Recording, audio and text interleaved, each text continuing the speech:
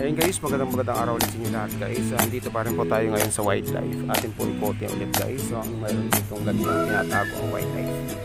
Ayun guys, samahan niyo po ako guys.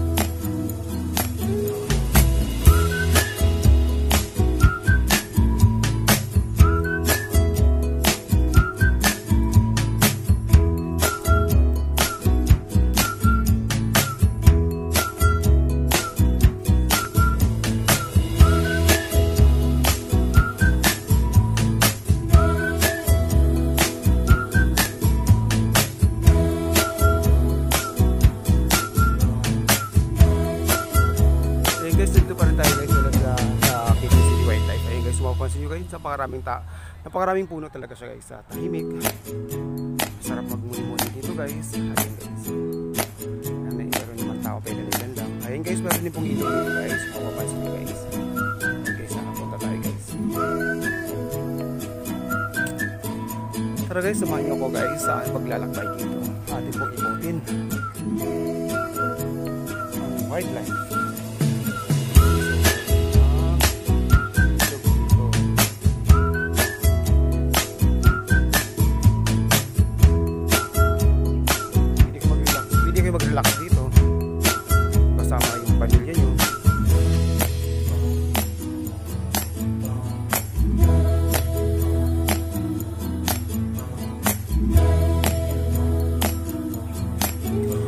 kailangan pumunta sa ibang lugar guys.